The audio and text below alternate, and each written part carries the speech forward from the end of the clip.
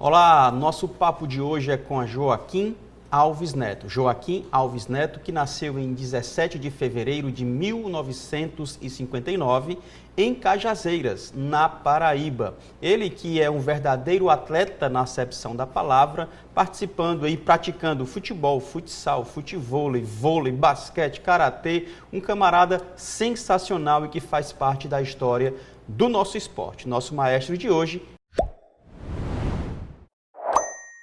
é o mestre Kim Alves. Fala, campeão, satisfação te receber aqui no Maestros da Bola.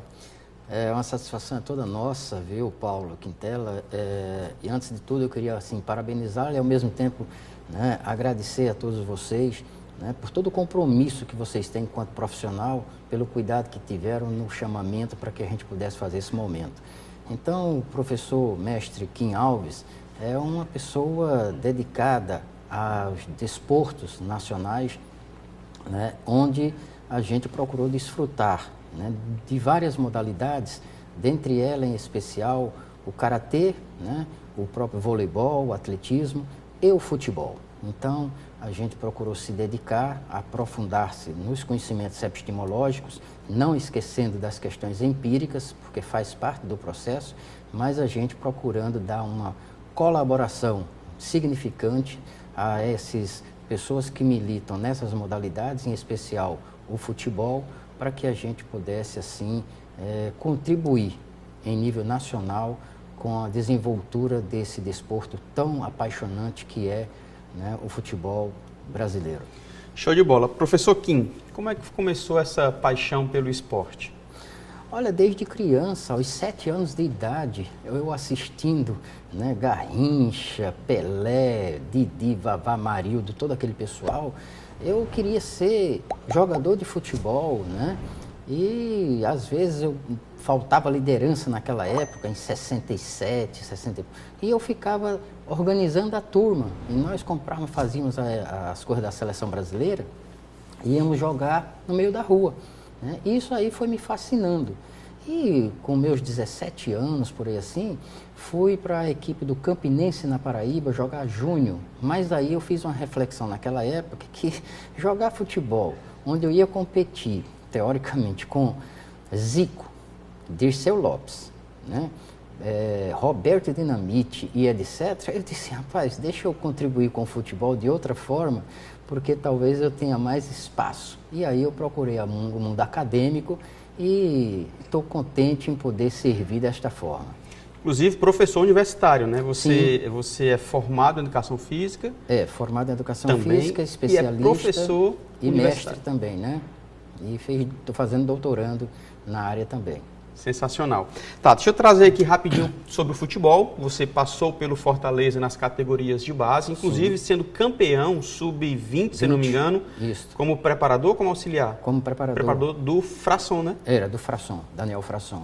Né? A gente participou daquela copinha, onde na verdade o Fortaleza muitas das vezes não passava da primeira fase, né? E feito a projeção, né, de uma forma muito bem estudada, modéstia à parte, a gente mudou a concepção e com isso, né, a gente conseguiu ir até as quartas e finais. Eu não sei se você se lembra, foi onde a gente venceu o Corinthians. Então nós vencemos o Corinthians, nós não passamos nem da primeira fase e conseguimos fazer essa Copa ousadia. São Paulo de Futebol Júnior. Futebol não foi? Júnior. Verdade, verdade. Entendeu? Verdade. Então nós fomos lá e conseguimos. Que na época era o William, o Dentinho. Dentinho. Lembro. Né? E a gente conseguiu vencer essas feras aí. Chegou até, enfim, algumas fases mais na frente, né? Com certeza. Sensacional. E chegou a ser campeão sub-20. Isso. Fora o Fortaleza, no futebol, onde mais você trabalhou? A gente deu uma passada no Londrina, né? Quando a gente morou lá na época. E depois a gente ultimamente fez aqui também um trabalho com o Maguari. Maguari, né? sim. A gente fez aí para poder oportunizar as condições para as pessoas que vinham de categoria de base, né? E foi um trabalho também interessante. No karatê, professor, como foi a tua chegada no karatê e os teus títulos aí, né? Na verdade, eu jogava futebol e por ser muito rapidinho e ter muita resistência, uma pessoa me olhando disse, ei, cara, vai fazer essas artes marciais. Eu disse, não dá para mim não, porque eu sou muito franzino, né? Uhum. Mas ele disse, não, aí é que tem que ser. E aí eu fui fazendo devagarzinho e tudo, e fui tomando gosto, né? Era uma época muito difícil, porque as pessoas, quando você fazia karatê, eles agregavam, né, assimilavam a violência e não era nada disso. E aí a gente foi fazendo e com o tempo a gente teve a oportunidade, eu tive um privilégio muito grande assim, de poder ter pessoas muito interessantes nessa formação. Dentre eles o Yoshiro Matida, que é o pai do Lyoto Matida, né? Então, paraense, né? Durou muito tempo no Pará, depois foi... Vim para cá. E aí também os caribés, a família dos caribés. E exigiam muito da gente, muito, mas era muito, não era brinquedo não. E com isso a gente teve uma base muito forte e aí fomos, depois eu saí, né, para estudar especialização em Londrina e ao chegar lá, a gente, continuando nessa linha das artes marciais, a gente conseguiu ser tricampeão paranaense. Legal. Né? Agora, o interessante é que nessa época de 75, 76, quando a gente começou o Karatê, né, eu tive a autorização de poder estar lecionando, mesmo com faixa, sem ser faixa preta ainda, mas devido à carência, a gente começou oportunizando o conhecimento das pessoas. E naquela época a gente trouxe o karatê para o interior da Paraíba, né? Isso era uma loucura, ninguém se pensava nisso. E hoje nós temos pessoas lá, né, um hall de pessoas muito forte e campeões hoje, até sul-americanos, né? Então a gente, né, proporcionou isso, o karatê lá na Paraíba, trazendo para os interiores e depois para as cidades circunvizinhas. E também tivemos a oportunidade de ser o primeiro faixa preta a ser graduado da Paraíba, né? E ano que vem vão fazer 50 anos que a gente fez isso. Que legal, rapaz, que fantástico, que fantástico. Fantástico. Você falou, eu sou apaixonado por arte marcial, sou um apaixonado por arte marcial, e você falou do Machida, né? O senhor Machida, o seu Machida, que é o pai, e aí a gente fala do Lyoto, como você citou, por quê? Por conta, embora o pai, Machida, seja uma das maiores referências no karatê nacional e teve aulas com grandes nomes mundiais. O Matida, que é o filho, o Lyoto, que foi campeão do UFC, a categoria, se eu não me engano, meio pesado, né? Perdeu o título para o John Jones. E aí foi tricampeão paranaense. Isso. Mas a tua história no karatê, na luta em especial, não parou por aí, né? Não, ainda continuo até, né? Mesmo com meus 64 anos, eu fico fazendo e teve uma das minhas filhas que enveredou também na época, pelas artes marciais, que foi a Olivia, e ela foi bicampeã brasileira de karatê. Que fantástico, né? Rapaz, que então, legal. Aí eu continuo assim, dando minha parcela de contribuição ainda na universidade, né? E algumas questões que eu escrevo, eu procuro proporcionar para as pessoas. Mas depois fiquei muito mais aprofundado no mundo e no universo do futebol. Sensacional. A gente percebe quando a gente conversa, quando a gente escuta o mestre Kim Alves, essa importância que é dada por parte do próprio professor, né, mestre Kim, ao estudo, à técnica, à preparação. Como é que você vê hoje no Brasil essa área por parte dos nossos profissionais? Os técnicos, os treinadores, os professores, eles dão esse devido valor e a preparação é o suficiente para que possa apresentar algo novo? Muito importante isso que você menciona, viu, Quintela? Porque, assim, realmente teve já grandes avanços, né? Não resta dúvida. Porém, eu ainda sou partidário do princípio de que, em nível nacional, nós precisamos ter humildade, mesmo sendo pentacampeões mundiais, mas repensar o futebol. Né? Porque às vezes a gente pensa o futebol só seleção brasileira e esquece do futebol que existe, né, nas outras capitais que às vezes não tem essa oportunidade de estar numa Série A e etc. E é um universo muito complexo, mas a gente tem que se aprofundar e oportunizar condições, né, equitativas a todo esse pessoal. E para tudo isso eu percebo assim que a gente tem que transformar informações que existem no futebol, nas manchetes que existem na mídia, transformar essas manchetes em conhecimento. Né? O que é transformar isso em conhecimento? Com coisas às vezes básicas. Por exemplo, no futebol, há 15 anos atrás, 20, o que é que se existia? Uma preparação física muito forte, em detrimento daquilo que a gente sofreu em 66, né, por falta de preparação física, perdendo uma Copa. E eles se prepararam para ganhar porque nós tínhamos muita técnica, né? Então, ficou muito forte a questão física. E aí se aproveitaram do Matviev, que é um estudioso, né, da antiga União Soviética, em função do atletismo, para trazer para o futebol.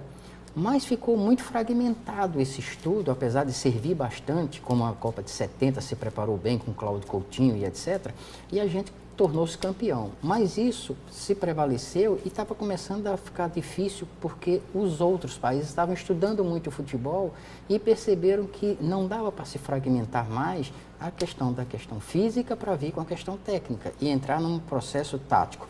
Então, o Vitor Frade foi um estudioso de Portugal que evidenciou outro paradigma. Então, ele fez o quê? A periodização tática, onde ao invés de você fazer uma preparação física fragmentada, fazer o físico para depois juntar com a técnica, ele faz a preparação física dentro do contexto do jogo como um todo. Né? Por exemplo, você quer correr um trabalho de resistência, ao invés de você ficar correndo em volta do campo para depois de jogar, você faz essa própria resistência dentro do próprio trabalho com bola, você fazendo passe, você tendo a visão periférica, você tendo marcação, você tendo controle, enfim. Algo mais específico do jogo, né? Como se fosse... Como se estivesse jogando. Uhum. Então fica mais atrativo e motivacional para o jogador, para o adolescente, etc. Você já pensou você ter treinador, vai correr em volta do campo, o cara fica com o outro, fica tudo parado. E você colocando o implemento bola, que é o instrumento de trabalho, toda hora com ele, quando você pede para parar, ele diz, já acabou. É verdade, né? Verdade. Então, nós temos que ter essa concepção de aprofundar os conhecimentos nesse sentido. Mas, para isso, requer muito processo literário para que a gente busque a essência do que é isso daí. Porque isso não é só mudar uma coisa para outra. Uhum. Tem todo um processo epistemológico, né? Porque aí vem a questão da periodização tática, você vê a questão do sistema, e que a pessoa, né? Às vezes eu até estou falando em off contigo ali, nas questões das terminologias. Sistema, as pessoas falam muito em sistema tático. Não existe sistema tático. Olha só, rapaz. Existe sistema e existe tática. Porque se for o sistema tático, se você, Fortaleza, fizer o 4-3-3 e o outro Ceará 4-3-3, esse jogo tem que sair teoricamente empatado, porque estão tudo fazendo a mesma coisa. Uhum. Mas se você fizer o sistema 4-3-3 e o outro fizer o 4-3-3, mas em sistema, aí a tática, o Fortaleza e o Ceará pode fazer uma tática defensiva e o outro ofensiva. Ou então a de estado state, o estado de equilíbrio. Então vamos lá. O sistema seria o 4-3-3. O sistema a tática seria como esse sistema vai funcionar. Vai sim funcionar. Né? E essa tática ela pode ser de forma individual, em grupo ou de forma coletiva. Olha só. E aí, em cima disso, depois vem a questão estratégica. Então, são coisas assim que tem que se aprofundar no conhecimento. Não dá só para você ficar dizendo que eu quero fazer um sistema, eu quero fazer... Não é bem assim, né? O gestor de campo, né, de atletas também tem que estar muito bem preparado nesse sentido, claro, né, cara? Para poder fazer esse tipo de leitura. Claro.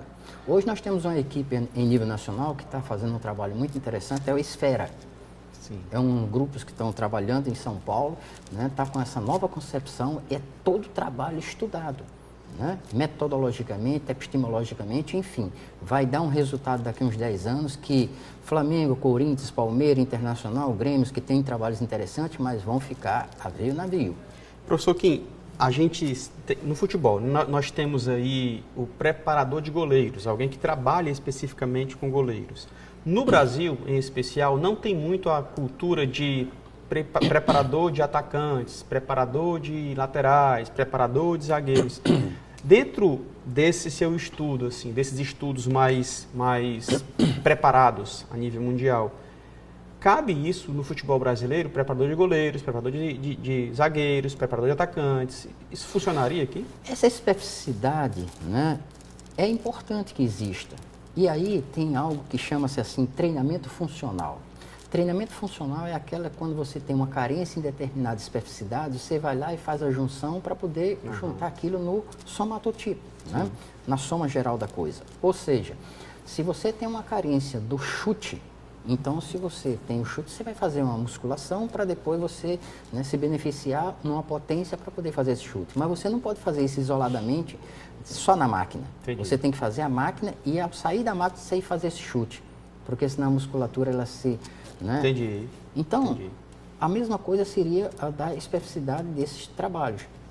se você tem essa carência, né, de necessidade de um treinador específico de goleiro, então faz, mas desde que ele esteja constantemente de trabalho com o coletivo. Assim como de zagueiro, meio-campista e etc.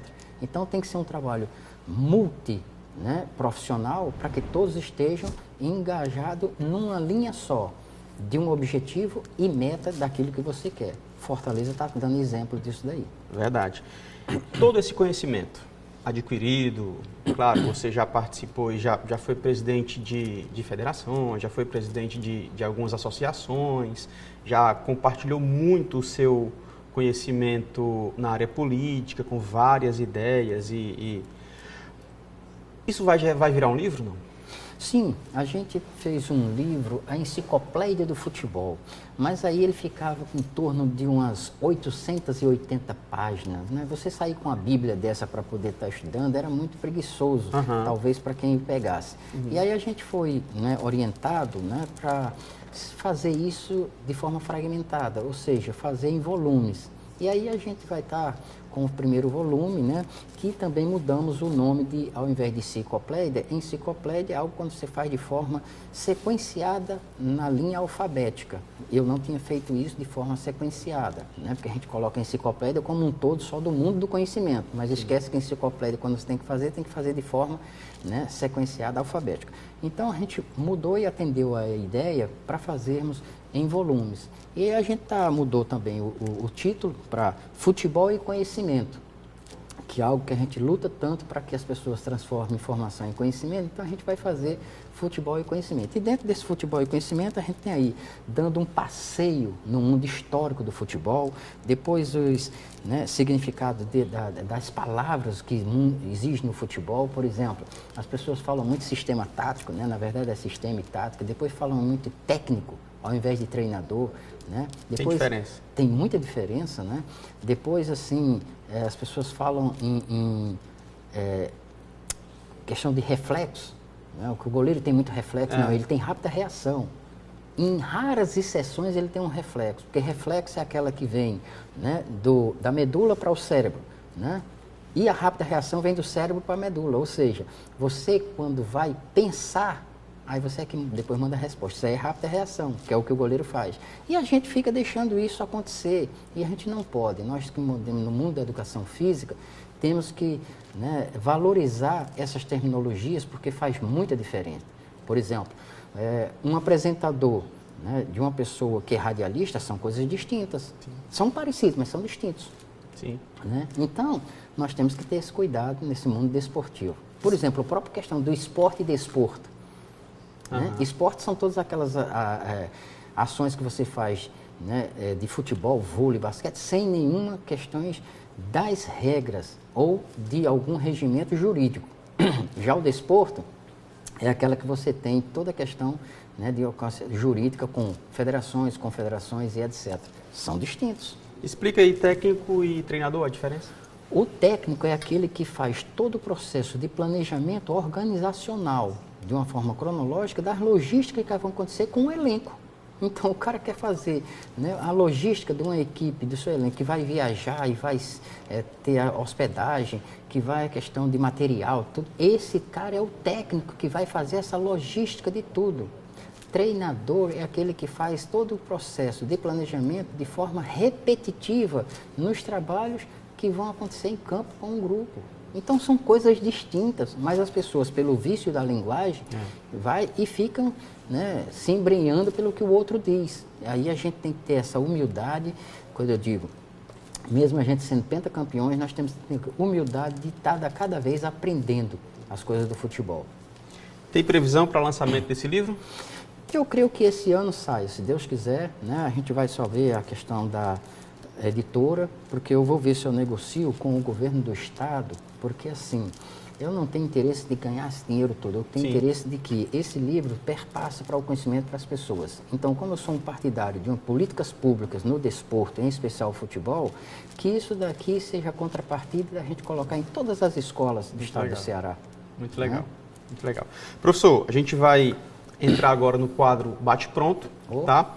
eu faço uma pergunta ou uma frase, e aí você responde com aquilo que vem na sua cabeça, no seu coração, ok? Mas antes, para a gente finalizar esse primeiro momento, algo que eu não te perguntei, que você gostaria de compartilhar? Não, eu creio que só assim a gente, né, fazer esse repensar do futebol e colocar com mais responsabilidade políticas públicas diante desse mundo do futebol dentro das escolas, né? E aí a gente proporciona condições trabalhistas para treinadores, para esses novos talentos que possam surgir, etc. Se não fizermos isso e ficarmos ao léu, infelizmente a gente vai ficar esperando que cada década apareça um Neymar, ou etc. Então, se a gente tiver política pública com responsabilidade, com certeza a gente vai ter talentos aí à altura em todo esse país que a gente tem potenciais latentes muito fortes. Fica o recado, então. Vamos para bate-pronto com o mestre Kim Alves. Roda a vinheta. Convido você para entrarmos aqui no bate-pronto com Kim Alves. Deixa eu começar querendo saber, vou começar leve, né? Um ídolo no esporte para o mestre Kim Alves. Pelé e Zico. Sensacional, Pelé e Zico. Agora a gente já começa a entrar em águas mais profundas. Uma pessoa que te influenciou de forma significativa nessa trajetória. A gente percebeu toda a tua intelectualidade no que se refere à psicologia, no que se refere ao esporte, no que se refere a esse mundo acadêmico, inclusive. Alguém te influenciou nesse sentido? Alguém te deu start? O professor Nacilvo Cardoso, né? In memória, mas era um cara que eu tinha assim como referência. Uma conquista para o mestre Kim Alves que te dá muito orgulho, pode ser dentro ou fora de campo, pode ser no âmbito esportivo ou não. Fora de campo foi ser tricampeão paranaense, né? Isso foi muito forte, né? Porque eu saí daqui para ser campeão lá fora, quer dizer, o nordestino lá é muito difícil, né? A gente conseguiu. E depois foi também ser campeão aqui pela categoria sub-20, né? Em todas as competições que a gente participou aqui, na época que a gente estava de frente ao Fortaleza. Professor, diante desse teu estudo de décadas, se preparando e tal, existe alguma mudança que você implementaria no esporte brasileiro? Alguma visão diferente, claro, buscando a melhoria do nosso esporte? Eu creio que a coisa da política pública, né? Por sinal, a gente vai ter uma audiência agora no final do mês com a ministra Ana Moser e a gente vai fazer uma propositura nesse sentido. Tipo, o ABC do futebol dentro das escolas. Fantástico. A gente só fala que o torcedor é violento, mas a gente não está proporcionando nada para que esse torcedor novo venha. Então a gente vai fazer essa política pública de conhecimento e respeito dentro das escolas para que essa pessoa, essa criança, mais tarde seja um torcedor que ajude até as coisas dentro de campo. E não só a gente colocar a polícia para poder bater nas pessoas. Fantástico, até porque o exemplo que esse pessoal está tendo não é positivo, ou pode não ser positivo. Claro. Se eu levo isso para a escola, com certeza pode facilitar muito. Claro. Excelente. Uma decepção na carreira? Às vezes, quando a gente quer colocar concepções, paradigmas diferentes, as pessoas não entendem e fazem, né, canto de carroceria com a gente, sabe? Passar assim uma semana sem falar com você porque você está querendo fazer algo diferente. Isso machuca, mas nós temos que ter a humildade de entender as pessoas que não nos entendem. Tá. Durante a tua carreira, tem um conselho que você se lembra? Cara, esse conselho aqui foi o mais valioso na minha história. Qual seria? O professor Nacilvo sempre me dizia assim, tenha humildade, mas humildade não quer dizer subserviência. Tenha sempre também personalidade naquilo que você tem convicção. Tão simples, né? Um conselho tão simples, mas tão profundo ao mesmo tempo. Né? Verdade. Muito legal. Agora, para finalizar, um sonho, uma meta, um objetivo que o mestre que ainda tem no auge dos seus 60 e alguns anos. É ver evidenciado, né, para todas as crianças do meu país, né, a política pública via futebol para que essas pessoas cresçam e tenham oportunidade na vida com o desporto futebol ou qualquer outra modalidade, mas que exista a política pública, que as pessoas levem com mais seriedade as nossas crianças, né, e os nossos adolescentes. Como atleta, o mestre Kim é realizado? Como atleta, fui, porque me dediquei muito e fui campeão naquilo que eu quis, né? E como desportista, porque uma coisa é você ser atleta e outra é você ser desportista, né? Por exemplo, atleta é aquele que tem no mínimo 6 horas de trabalho diário, constantemente, numa determinada modalidade. Isso é atleta. E a gente confunde muito, diz que qualquer jogador, então, é só um atleta. Não. Né? E jogador de voleibol, ou de basquete, ou nadador, ou karateca, esses daí são karatecas, não são atletas. Né? Agora, para ser atleta, você tem que se dedicar ao máximo, no mínimo 6 horas dias, ou então 10 horas. Essa é a diferença entre atleta e jogador. Então, como atleta, eu me sinto assim, realizado, porque consegui tudo aquilo de competição, e como desportista também porque eu tenho proporcionado condições para que as pessoas possam usufruir daquilo que é interessante para ele na vida do desporto. Sensacional. Somos gratos pela tua participação, fica registrado aí um pouco da tua história aqui no Maestros da Bola, que lança luz a essas histórias fantásticas de todos aqueles que passam pelo nosso esporte. Gratidão pela tua participação com a gente. Eu é que agradeço, né, e tenho essa gratidão para com vocês, porque são momentos singulares que a gente tem no mundo da mídia para poder perpassar algo importante às pessoas, né? Então, eu só tenho que agradecer. Show de bola. Mandar um abraço aqui para Marden, que já registrou aqui a participação. Eu mandei uma foto do Mestre Kim, ele agradeceu também, né? Disse que tem uma história gigantesca. Então, Marden, valeu, meu parceiro, muito obrigado por todo o apoio que você tem dispensado ao Maestros da Bola e também por estar aqui acompanhando o nosso querido Mestre Kim. Meu povo, mais uma vez agradecemos de coração e convidando você para ir nos nossos canais nas redes sociais. Instagram, @maestrosdabolace, no YouTube, @maestrosdabola. Vai lá, porque tem muito conteúdo fantástico com vários personagens do nosso esporte, tá? Maestros da Bola é o maior e melhor acervo do esporte cearense e dos cearenses no esporte. Tem gente que não é cearense, como o nosso convidado de hoje, mas já faz parte do nosso esporte, tá? Então, convido você para ficar ligado aqui na TV Câmara Fortaleza e também nas nossas redes sociais. Eu me despeço por aqui, fique você e toda a sua família na paz de Cristo e lembre-se, seja memorável sempre. Valeu!